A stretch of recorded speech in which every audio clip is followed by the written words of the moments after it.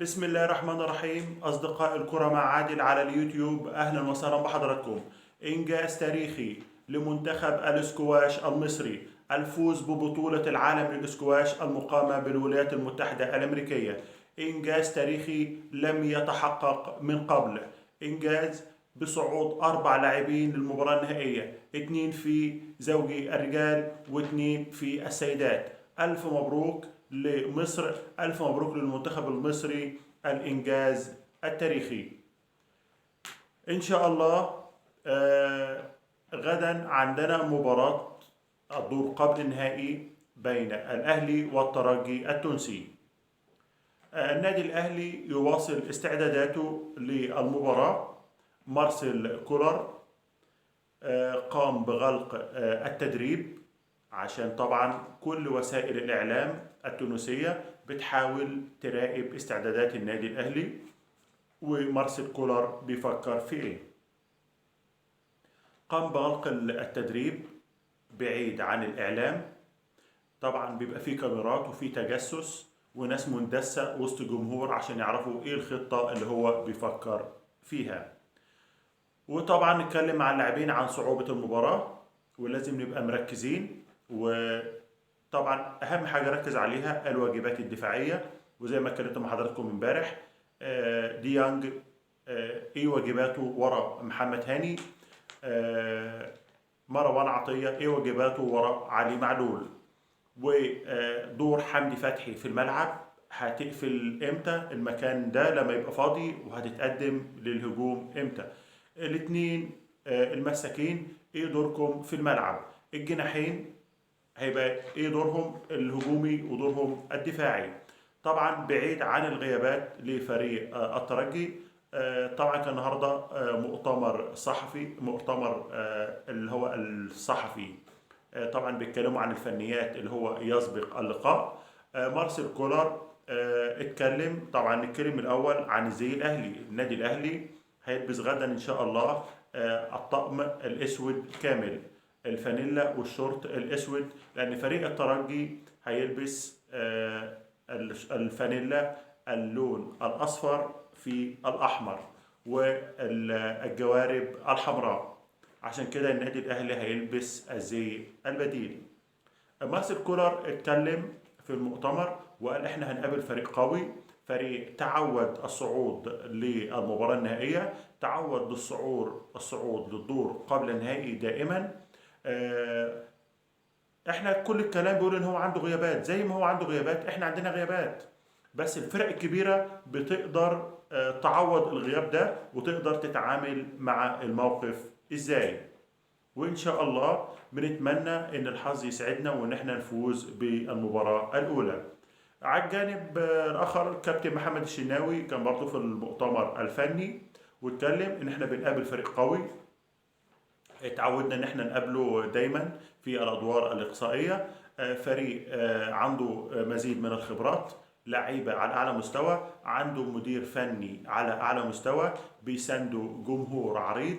وان شاء الله بنتمنى التوفيق لفريقنا للصعود للمباراه النهائيه. ده كان كلام الكابتن محمد الشناوي.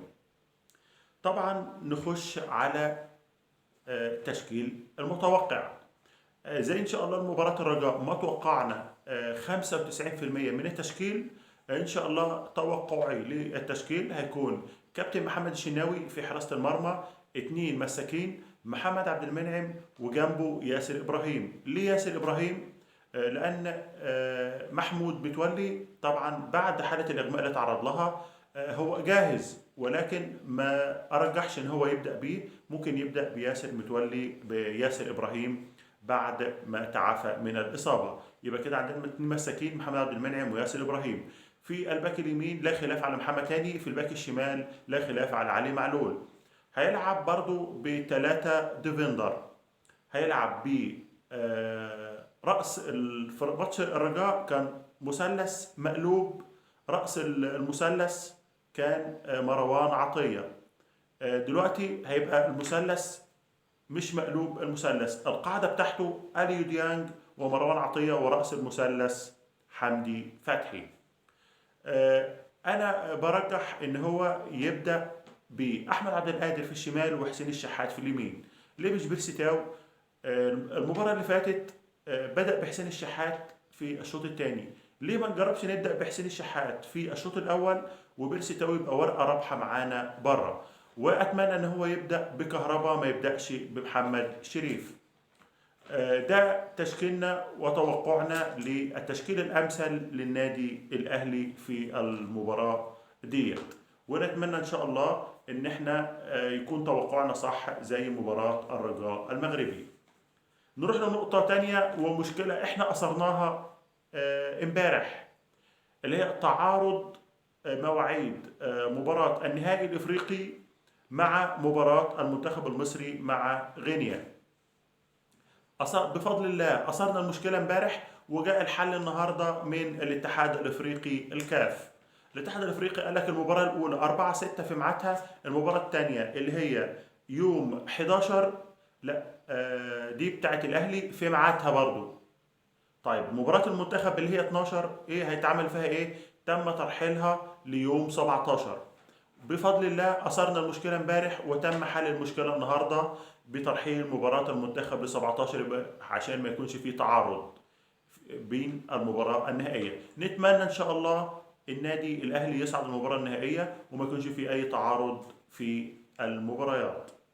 نروح على الجانب الآخر فريق الترجي، وفريق الترجي يواصل استعداداته المباراة رغم الغيابات الكثيرة بصفوفه والإيقافات. لكن المدير الفني كابتن نبيل معلول اتكلم في المؤتمر الفني اللي هو قبل المباراة. قال أعلم إن أنا عندي غيابات كثيرة وهنفقد سلاح أكبر اللي هو الجمهور، ولكن الفرق الكبيرة برضو بتقدر تعوض الغيابات اللي عندها. فإن شاء الله عندنا البدائل اللي هتعوض الست غيابات اللي عندنا، وإن شاء الله هنلعب على نقاط الضعف في النادي الأهلي ونقدر نتغلب عليهم في المباراة. طبعا نبيل معلول ايه اللي بيدور في دماغه؟ اللي بيدور في دماغه ان هو حافظ لعب علي معلول، وعارف ان علي معلول دايما بيطلع بيتقدم للهجوم، فبيبقى في نقطة ضعف ورا علي معلول. هو ممكن يلعب على الحتة دي، وده اللي انا كلمت مع حضراتكم امبارح ان مارسيل كولر قاري دماغ علي معلول ومأكد في حالة تقدم معلول يا مروان عطية انت الباك الشمال، في حالة تقدم محمد هاني يا ديانج انت الباك اليمين. فمارسيل كولر قاري دماغ نبيل معلول هو بيفكر ازاي، وباذن الله نكون قادرين ان احنا نغطي المكان ده. وزي ما قلت لحضراتكم ان في فريق الترجي هيلعب بالفانيلا باللون الاحمر، باللونين الاحمر والاصفر، والنادي الاهلي هيلعب بالفانيلا البديله. الاتحاد الافريقي استئناف الاتحاد الافريقي النهارده ايد العقوبه اللي على فريق الترجي، العقوبه اللي هي اربع مباريات بدون جمهور وغرامه 300,000 دولار. ايد العقوبه. كانت الترجي بيأمل ان هم يخففوا العقوبه من 4 مباريات لمباراتين، ولكن استئناف الكاف ايد العقوبه 4 مباريات بدون جمهور و300,000 دولار.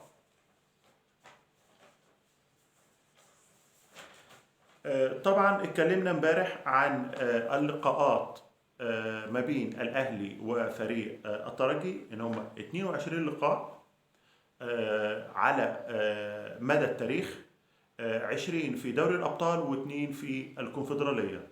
طبعا النادي الاهلي ليه نصيب الاسد في الفوز، 10 مباريات للنادي الاهلي، 4 مباريات لفريق الترجي. اصبح ان هنا الاغلبيه لفريق النادي الاهلي. في التعادلات 8 تعادلات، ده اجمالي ال 22 مباراه اللي لعبت ما بين الاهلي وفريق الترجي. احرز النادي الاهلي 26 هدف ودخل مرماه 15 هدف. بكده احنا قدرنا ان احنا نتكلم عن كل حاجة في المباراة، وتوقعنا مع حضراتكم التشكيل.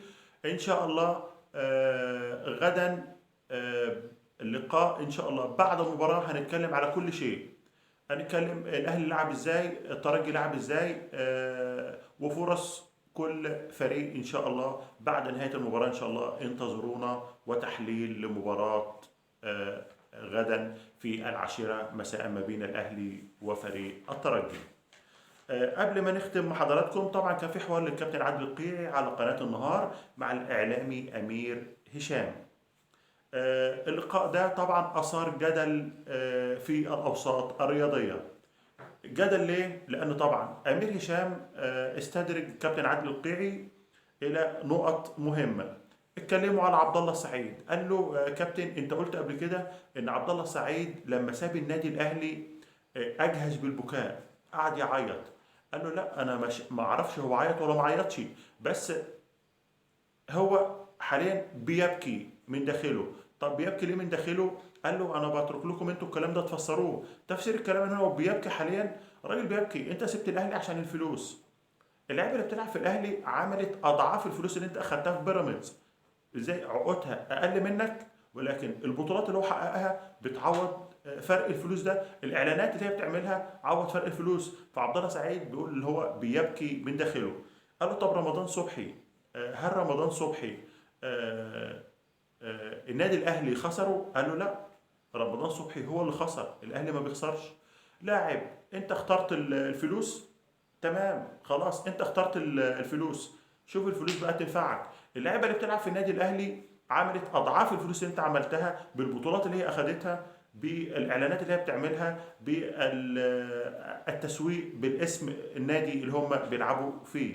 فاللقاء ده اثار كثير من الجدل في الوسط الرياضي. في نهاية لقائي مع حضراتكم إن شاء الله بتمنى التوفيق للنادي الأهلي غدا في المباراة المصرية أمام فريق الترجي غدا في 10 مساء. في نهاية لقائي مع حضراتكم ما تنساش تشترك في القناة، لايك وشير علشان نقدر نوصل لأكبر عدد من السادة المشاهدين. والسلام عليكم ورحمة الله وبركاته.